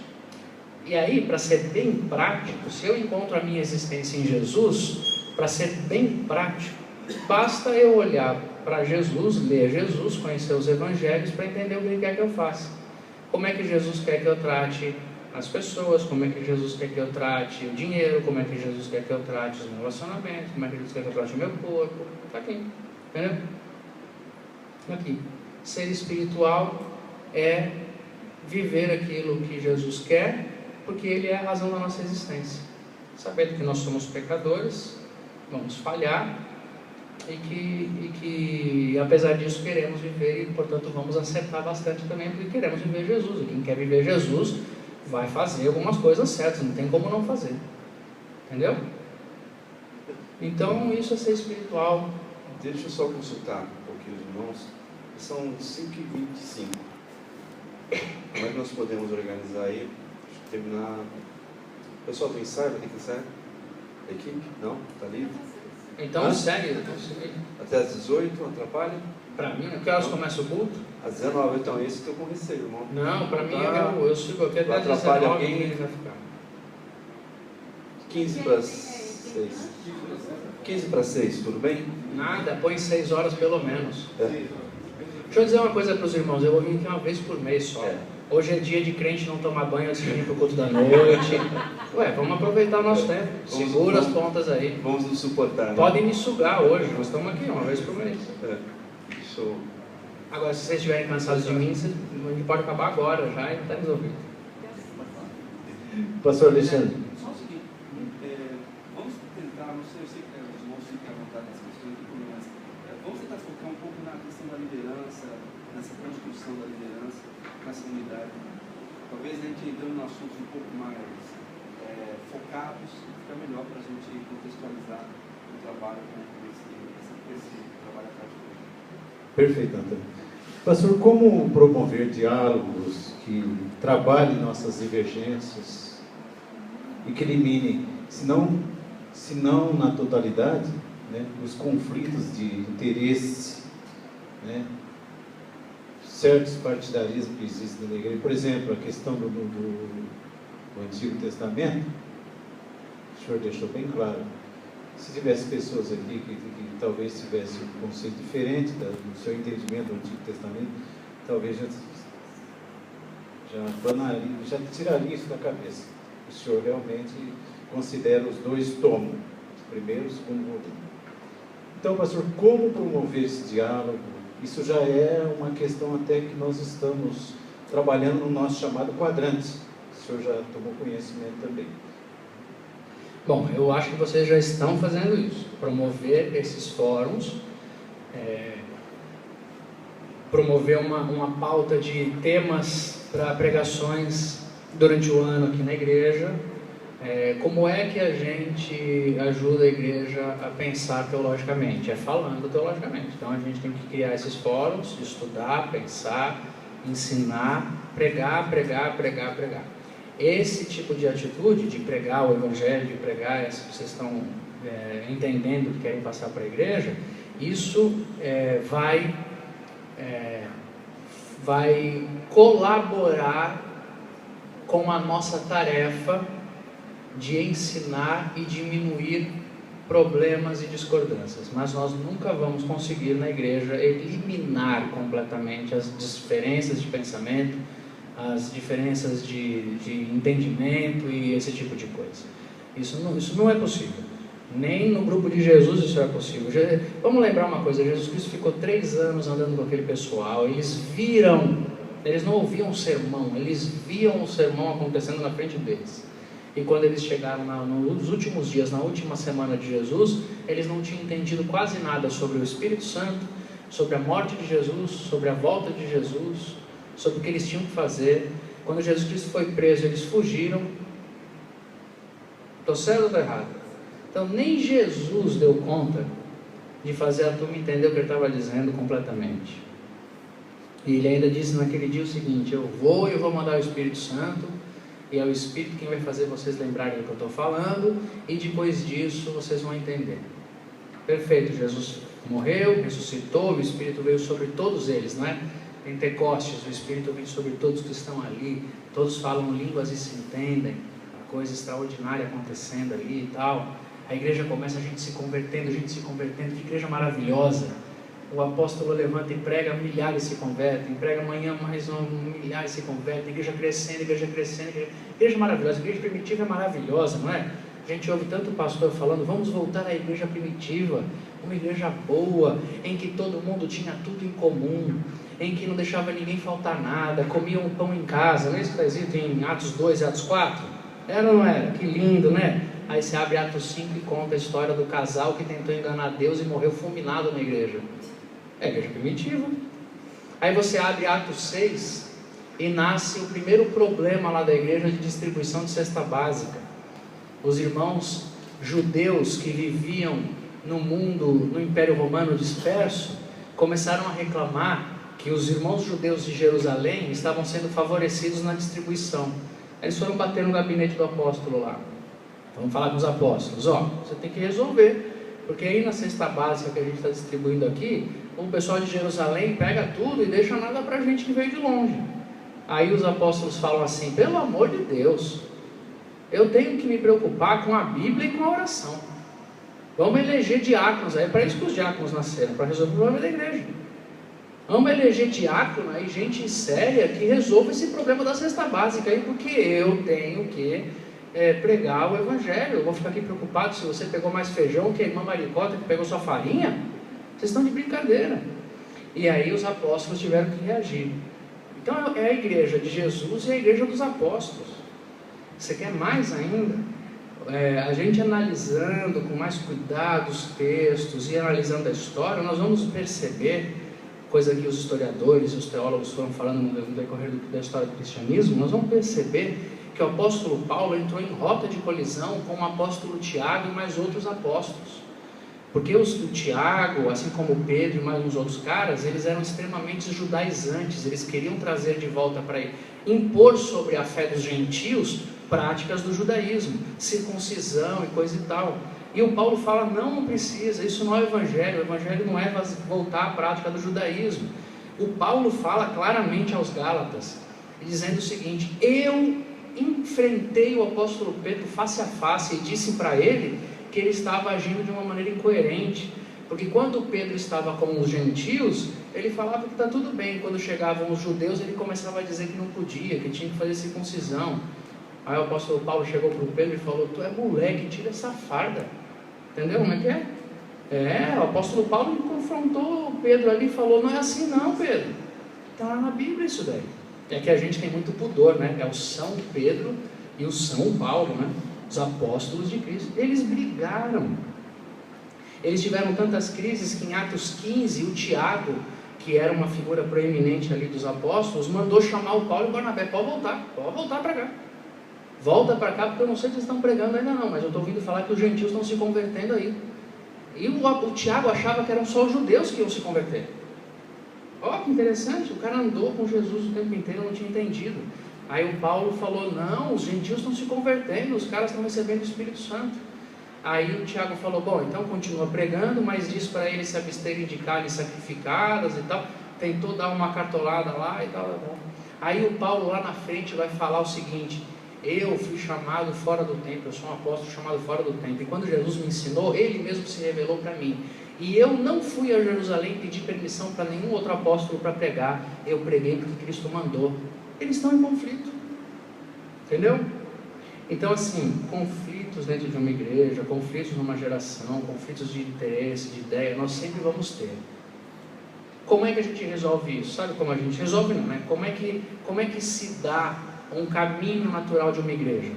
A sua liderança é que determina o seu caminho. E nesse ponto, não tem como fugir a essa regra. Não tem. Por exemplo, uma igreja vai ter na sua liderança um homem, alguns homens e mulheres, vamos supor o seu pastor, e se ele tem a credibilidade da igreja e o pensamento teológico dele é um pensamento que a maioria concorda, pode ser que haja uma discórdia de uma minoria, mas a igreja vai seguir, tá certo? Se o camarada tiver um pensamento teológico e a igreja pensar também mais ou menos na maioria com isso, e se no geral estiver combinando, eles vão seguir. Se essa minoria que discorda deste homem começar a crescer e se tornar maioria, a igreja não está mais seguindo ele. Simples assim. Aí a igreja vai seguir um outro pensamento teológico, entendeu? Mas uma igreja sempre tem divergência e ela sempre precisa de uma liderança teológica e espiritual, dada por um grupo de pessoas, dada através de um homem, uma mulher, depende da sua liderança, que mostre teologicamente para onde está indo. Quanto mais coerência tem o pensamento teológico de um pastor, mais a igreja caminha, mesmo que haja divergências, entendeu? Os homens que vocês conhecem, as igrejas que vocês já ouviram falar que são bacanas e tal, que os pastores são inteligentes, são de Deus e pregam tal, se você for lá, você vai encontrar sempre um grupo que não gosta do que o pastor está falando, que não acha certo o que o pastor está falando. Mas existe uma maior parte da igreja que diz sim, acreditamos nisso. Então a igreja caminha. A igreja caminha, entendeu? Então, é muito interessante. Vocês estão trazendo a igreja para refletir de um jeito, vocês estão trazendo a liderança para discutir uma questão, vocês estão formando um pensamento. Sabe o que tem que acontecer? O pastor desta igreja no futuro tem que ter uma linha de pensamento do que vocês estão formando. Vocês sabem disso. Porque senão ele não vai conseguir dirigir a igreja. Entendeu? Agora, como é que isso vai eliminar a divergência? De jeito algum. Sempre vai ter gente que vai pensar diferente. É possível, inclusive, que uma pessoa viva numa igreja e pense completamente diferente do que o pastor está pregando. É divergência. E é muito importante, né? O exercício humano de interpretação, de pensamento e tudo mais. Aqui, ó. Acho que tem um pouco a ver com o que o Matias perguntou, talvez fuja um pouco, mas assim, a gente vê, é muito comum dentro da igreja, sempre os irmãos, eles são a favor do ensino, acham que a igreja precisa ter ensino bíblico, que a gente precisa ouvir a palavra, mas só isso não basta, a gente precisa também buscar algo de extraordinário da parte de Deus, né? Então, assim, a igreja não quer essas extravagâncias que a gente vê por aí, mas também, às vezes, somos interpretados como uma igreja fria e também isso não é bom. Então, a pergunta até que ponto é legítimo a igreja buscar esse sobrenatural de Deus? onde que isso se encaixa, se é justo a gente olhar para irmãos assim, achando que eles são imaturos, ou a gente é que é frio demais. Onde cabe esse buscar essa tal do sobrenatural de Deus? Dos milagres, dos sinais e de coisas Milagres, assim. sinais, ou então um simples, não, a gente tem que colocar o joelho no chão, que aí vai acontecer, e aí a gente faz vigília, e a gente tem que orar, e aí vai acontecer, e aí Deus vai falar, e Deus vai agir. Onde cabe isso? Ou então simplesmente vai ter um culto abençoado aqui e Deus vai se manifestar de maneira grandiosa e está faltando acontecer isso no nosso meio, um quebrantamento, esse tipo de coisa, né? Não necessariamente que as pessoas querem que seja só milagre, mas as pessoas simplesmente querem participar de uma comunidade onde aconteçam coisas desse tipo. Que aconteçam coisas assim, né, que experimentem essas experiências emocionais, místicas, extraordinárias. Até que ponto isso é legítimo? Ou não é? Ou é pura imaturidade? Se a gente voltar para Jesus, é completamente legítimo que a gente ore a Deus esperando que Deus responda as questões do nosso coração e da nossa vida e tudo mais. E se a gente vai a Jesus, a gente vai descobrir que Deus responde conforme Ele quer, conforme a vontade dEle, no jeito dEle e no tempo dEle. Se a gente vai para Jesus, a gente vê Deus generosamente abençoando pessoas e fazendo milagres. E ao mesmo tempo a gente vê Jesus dizendo que Ele não iria realizar milagres em determinado local, porque a motivação daquelas pessoas estava equivocada. E uma vez Ele falou, não vou realizar milagres aqui, porque vocês estão pedindo para mim um sinal para me testarem, eu não vou dar sinal nenhum para vocês. Outra vez Ele falou, não vou realizar milagres aqui, porque vocês não acreditam que eu sou filho de Deus. Eu não consigo ter relação com vocês. Outra vez Ele falou, não vou realizar milagres aqui agora, porque vocês me viram multiplicar pães ontem e vocês só estão hoje aqui porque vocês querem comer de novo. Eu não sou padaria, eu sou o pão da vida. João capítulo 6. Então vocês podem tudo ir embora porque eu não vou multiplicar mais pão nenhum aqui. Vocês não vieram a mim para encontrarem alimento. Vocês estão vindo aqui só para comprar pão, para ganhar pão. E eu não estou aqui para ser padaria de ninguém. Eu sou o pão da vida de vocês. Entendeu? Então, esse Jesus, ele está sempre se relacionando, sempre vivendo. O que eu acredito que ele está fazendo isso aqui hoje aqui entre nós? Num auditório como o nosso, tem gente que chega aqui e não acredita que Deus é capaz de fazer qualquer coisa e que, inclusive, às vezes pode até querer impedir que Deus faça alguma coisa. Essas pessoas não vão sentir a manifestação da presença de Deus de modo simples e fácil, entendeu? Por outro lado, tem gente que talvez venha aqui com uma crendice de que Deus está fazendo milagre à torta e à direita. E Jesus vai falar para essas pessoas, não vou fazer milagre na sua vida porque você só quer milagrinho, você não quer viver comigo. Entendeu? Para mim, Jesus, através do Espírito Santo, está realizando as mesmas obras que Ele realizava, através da sua igreja. O que quer dizer isso? Que num culto cristão, há motivações diferentes, há pessoas diferentes e há buscas diferentes.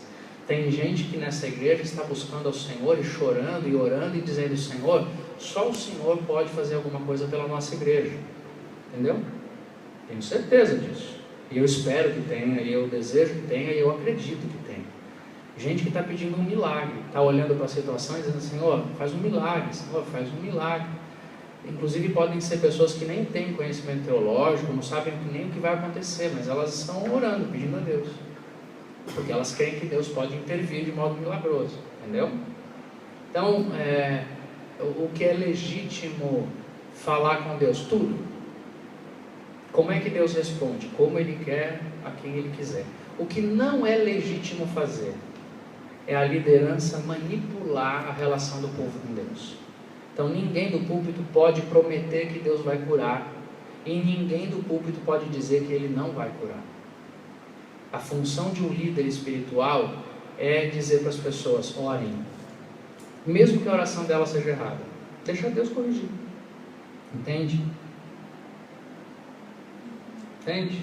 Então a nossa função como liderança é essa, deixar as pessoas encontrarem Jesus. É não manipular de modo algum, não deixar virar bagunça. De vez em quando o líder tem que falar para a igreja, ó, calma que isso que vocês estão chamando de culto espiritual, de milagre, isso aí é só emocionalismo. De vez em quando um pastor tem que ensinar para a igreja que ela tem que orar mais. É feeling, é sentimento, é vida com Deus, é sentimento com a igreja. Em Jesus a gente tem tudo. A gente tem o Deus que cura quem vai chegando na frente dele e tem o Deus que diz, não vou te curar, porque você não tem que ser curado. Entendeu? Ale, eu queria perguntar sobre a música. Assim, até que ponto na igreja a liderança da música precisa, talvez, conversar mais com a igreja sobre a equipe que ela tem e passar para eles quem é essa equipe, porque na igreja às vezes a gente tem aquela imagem, alguns irmãos têm a imagem de que quem canta lá na frente tem que ser levita, ter cuidado com as músicas que a gente escolhe, ter uma vida reta. Então a gente, como músico, a gente se preocupa tanto com essas coisas, e ao decorrer da minha vida cristã dentro de uma igreja, eu pude perceber com o tempo de que eu gasto tantas horas, tantos dias de ensaio, e às vezes eu não passo para a igreja aquilo, porque às vezes a igreja acha que nós não somos espirituais o bastante. Algumas coisas você respondeu para o Matias que eu entendi sobre isso, ser espiritual. Mas até que ponto isso, você como pastor vê que a música é tão importante assim dentro do culto, e como que a gente faz, os líderes fazem para que mostre para a igreja como que é a sua equipe, quem eles são, mas eles foram em show de música secular, sabe, essas coisas. É mais comunhão mesmo, de conhecer uns aos outros, ter intimidade, ou realmente a gente tem que ter essa preocupação? Da credibilidade. Isso tem que estar diretamente ligado com o ensino da igreja. Se você tiver na igreja uma liderança ou um pastor que ensina que vocês têm que ter uma postura religiosa diferente, coisas desse tipo, não pode ouvir música do mundo, essas coisas todas, a equipe de louvor vai ter uma grande dificuldade, porque a igreja vai ficar olhando e medindo todo mundo. Se tiver uma liderança que ensine, que aqui em cima existem pessoas comuns, como todos nós que estão nos cantando conosco suas canções para juntos ouvirmos sobre o Senhor, a coisa fica mais fácil, entendeu?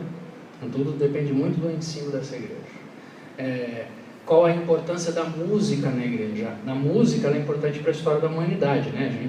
Nós somos seres musicais. Talvez a expressão artística que nós mais naturalmente desenvolvemos é a música. Qualquer um acha que sabe bater aqui e fazer música. A gente é assim, a gente é metido a música. Eu sou metido a música. Quando vocês estão cantando lá, eu pego minha Bíblia e fico lá. Entendeu? Então todo mundo aqui acha que tem uma coisinha, porque a música mexe com muita coisa. A música é uma expressão artística das mais importantes da história da humanidade. Portanto, ela é importante na celebração cristã. Não é a única forma artística, a gente deveria se expressar de muitas outras maneiras, mas a gente acaba trazendo para a música porque ela é naturalmente a mais fácil, a que nós mais acostumados estamos, tá certo? A música é muito importante. Agora, qual é a importância da música na celebração cristã? A importância da música é a luz de Paulo, de Jesus, inclusive lembrando do que fez Davi. O que Davi fazia no Antigo Testamento com as músicas? Davi contava a sua experiência de fé. E ao cantar a sua experiência de fé, ele inspirava as pessoas. Isso influenciou tanto toda a história de Israel e que também influenciou a igreja cristã. Quando Paulo fala sobre música, ele vai falar em Efésios capítulo 4, 5 e Colossenses também capítulo 3. Em Efésios 5 ele vai falar o seguinte, você talvez se lembre. Vocês deixem-se encher pelo Espírito Santo e não se embriaguem. Lembram disso? Não se embriaguem com vinho, mas deixem-se encher pelo Espírito Santo. 5:19 de Efésios. Falando entre vocês com salmos, hinos, cânticos espirituais. Como é que o apóstolo Paulo entende? Inclusive quando ele fala aos coríntios, quando vocês se reúnem, um tem profecia, não tem salmo, não tem isso. O que o apóstolo Paulo entende? Que a música, no encontro cristão, ela tem a finalidade de nos inspirar e nos ensinar o Evangelho e a mensagem de Deus. Que uma das melhores maneiras, inclusive, de você aprender a mensagem de Deus é através da música. O que vocês estão fazendo quando vocês estão dirigindo louvor aqui? Vocês não estão entrando em batalhas de céu, vocês não estão fazendo os anjos eles estarem à disposição do seu comando. Vocês não estão nada disso, nada disso. É visão louca de leitura do Antigo Testamento que não tem pé nem cabeça. Sabe o que nós estamos fazendo quando estamos cantando? Estamos usando uma expressão humana das mais importantes para comunicar o Evangelho.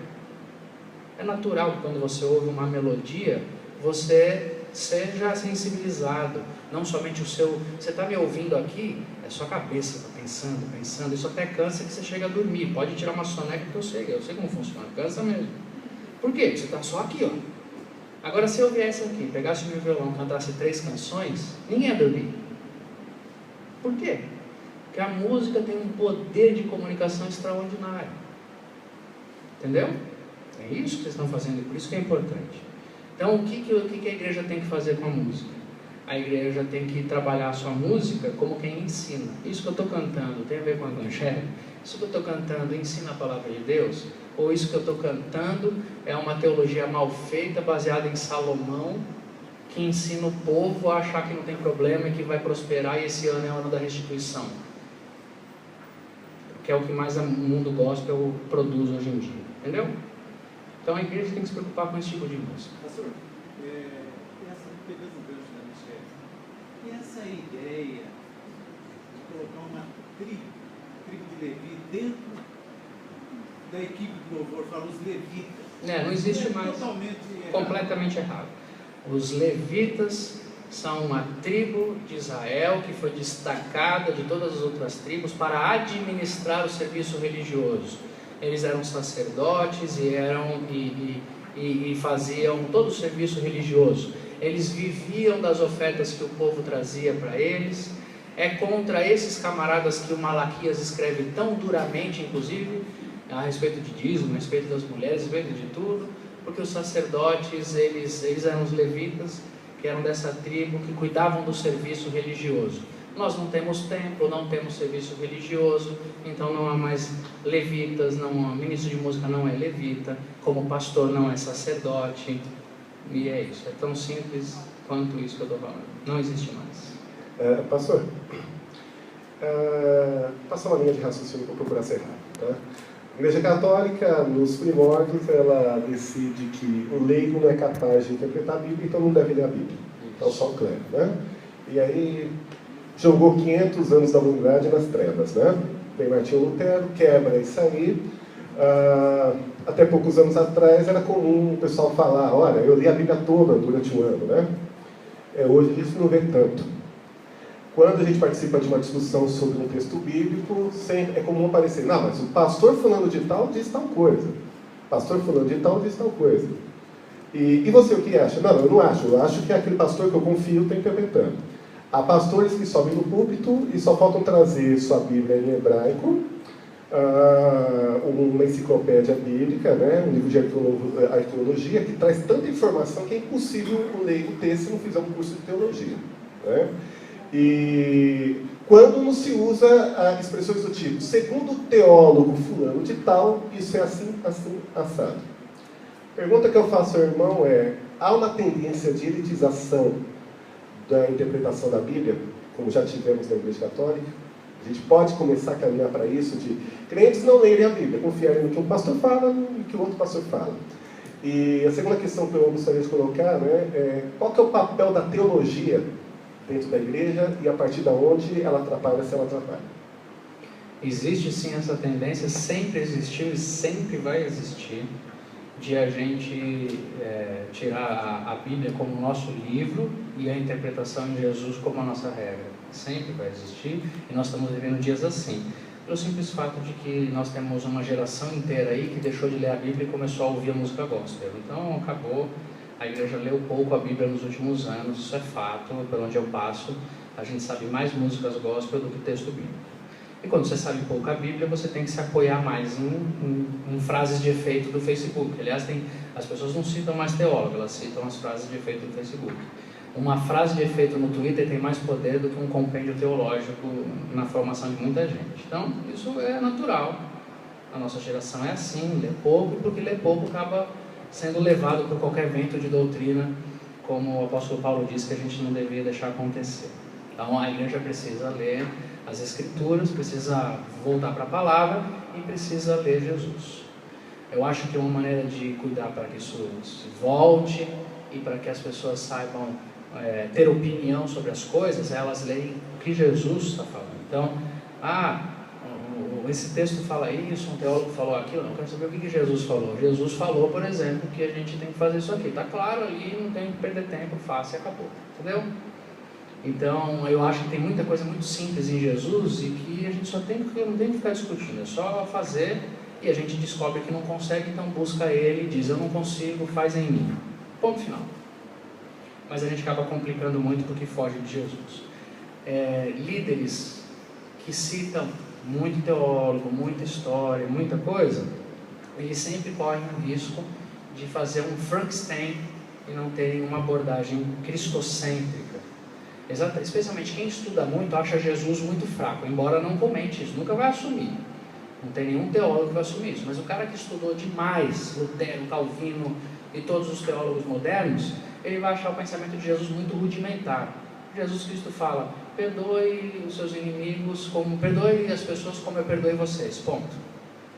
Entendeu? Aí você pega um teólogo que escreveu 500 páginas sobre o perdão, você lê o cara, então você tem milhares de citações. A de Jesus é muito simples, entendeu? Então a gente acaba cometendo um erro intelectual de desprezar Jesus em detrimento de tanta coisa que é falada que não tem muito sentido. Então esse é um problema e a igreja tem que voltar a ler Jesus, ler a partir de Jesus, para poder diminuir esse risco e tudo mais. Acho que era isso mais ou menos que você perguntou, né?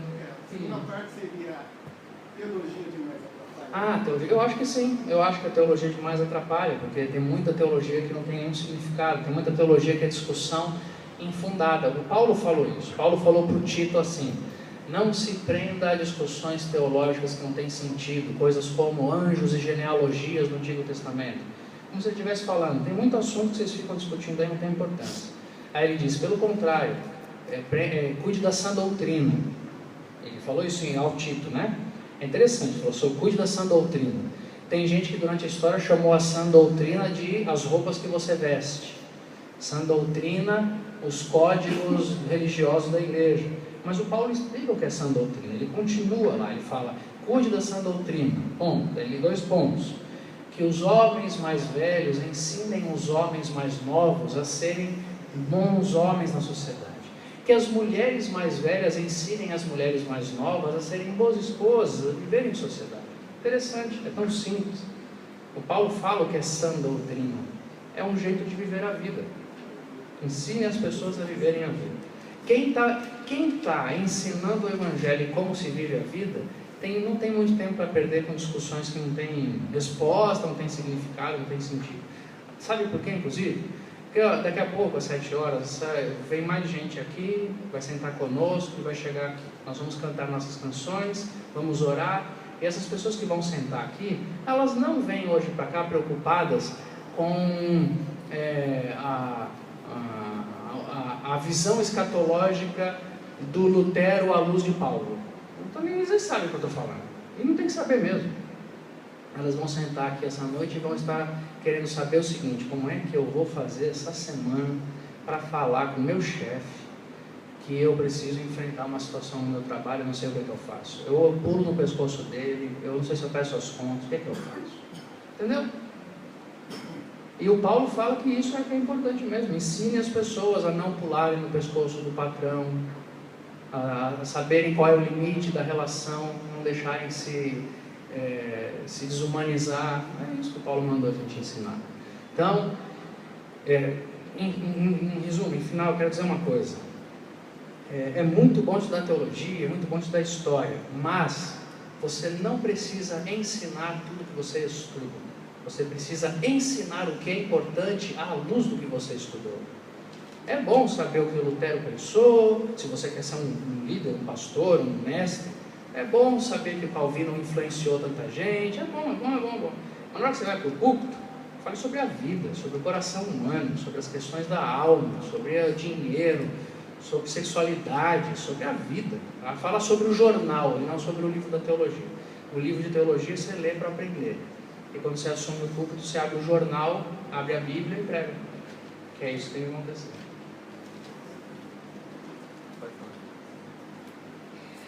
Pastor, eu até anotei aqui um monte de xizinho que eu achei isso pela manhã, que para mim é uma responsabilidade muito grande, eu acho que para todos aqui, porque é uma igreja que vai para 48 anos, né?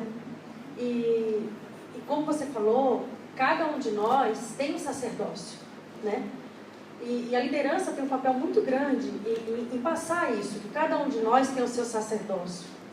Mas eu queria saber como que a liderança, né, consegue, ou tem essa, como consegue assim, passar isso para os irmãos e fazê-los entender que não é só um sacerdócio de um, mas que todos nós, por exemplo, quando alguém passou uma dificuldade, parece que se o irmão for lá ajudar, não foi a igreja. Não foi a igreja. A igreja tem que oficial. ter a visita. Nós temos essa roupa antiga, essa forma antiga de agir, que, por exemplo, se o pastor não fizer a visita, não funciona. Uhum. Ou então, a visita, muitas vezes, como você falou hoje, nós temos um nível de trabalho muito grande, intenso. Tudo hoje, apesar de ter muitas coisas com facilidades numa casa doméstica, em aparelhos domésticos, facilitam a nossa vida, mas o estresse do dia a dia, a condução e todo o trabalho é muito mais estressante, né? Então toma de nós um bom tempo. Então parece que também visita por telefone, como foi o seu dia, também não funciona. Então o que nós precisamos hoje ser a mudança, como que nós podemos fazer um estudo, alguma coisa que possa convencê-los que cada um de nós somos responsáveis por outros, que o sacerdócio começa em nós. Por exemplo, muitas vezes, eu estou cansada de falar isso, que pregar o evangelho, às vezes sem palavras, é com as suas atitudes, né? Muitas vezes a gente não se apercebe que até lá fora os olhares são todos voltados para alguém que sabe que você é cristão. Uhum. Porque nós estamos a todo tempo sendo passado, como a Michelle citou aqui, sendo passado na frigideira, no óleo, um lado do outro. Se não está bom, fica do outro lado. E nós nos esquecemos que começa em nós. Quem está olhando para o grupo de louvor tem que olhar para si mesmo. E como fazer com que essa igreja, que 48 anos já deveria estar comendo arroz, feijão, bifinho e a saladinha ali, tudo, uma comida mais consistente, ainda temos que tomar ainda de vez em quando uma mamadeira. Como que nós podemos, como liderança, convencer, agir de forma adulta, né? Madura espiritualmente falando, que eu creio que espiritual é ser humano mesmo, na sua essência, né? Ter humanidade à flor da pele, que para mim é ser espiritual.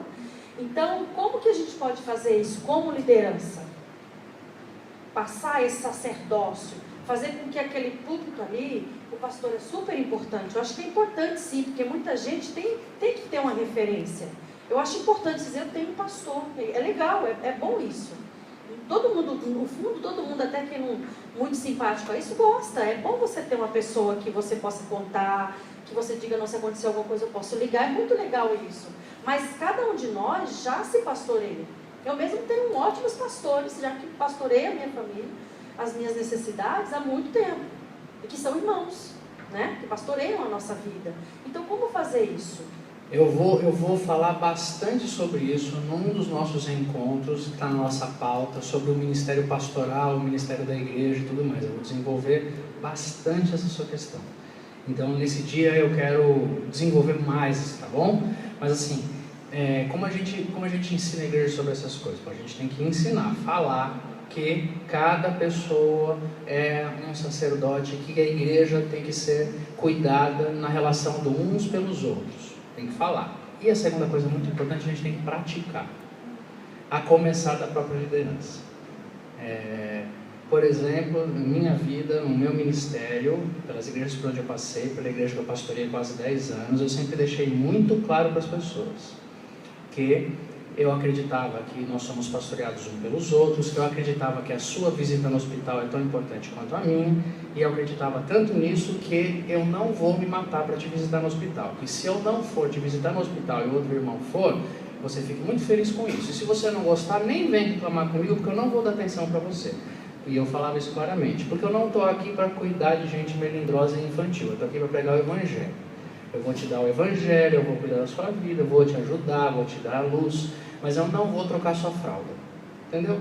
Porque gente que fica com esse papo de não veio me visitar, não veio tomar café comigo, não me ligou no aniversário, está querendo que eu fique trocando fralda. Eu não sou babá de crente, eu sou pastor, eu estou aqui para ensinar o evangelho, eu estou aqui para andar. Então, na minha prática pastoral, eu fazia visitas quando necessário e possível, eu ia com pessoas até a porta do inferno. Algumas das experiências que eu tive na minha igreja lá foi de entrega absoluta, e ao mesmo tempo eu tive muitas posturas de dizer, não vou no aniversário daquela família, ponto final. Pode ficar triste comigo, pode fazer o que quiser. E aí depois eu ia para o púlpito e sempre ensinava. Então eu ensinava e praticava. Entendeu? É só a prática que ensina. A gente tem que falar e praticar. Eu sei que isso é difícil, eu sei que isso inclusive mexe até com a descrição de função pastoral. Tem igreja que na descrição diz, o pastor dessa igreja tem que visitar todo mundo. Numa igreja como a nossa, numa cidade aqui como a nossa, se o pastor tiver que visitar igualmente todo mundo, ele só vai tomar café, comer bolo, engordar e não vai poder pregar, porque ele vai ter tempo para estudar, orar, quando? Ele é um relações públicas. Vocês estão querendo uma pessoa que fique tomando café na casa de vocês? É isso? Vocês querem ou vocês querem uma pessoa que os dirija espiritualmente através do Evangelho? Tem que deixar claro isso, entendeu?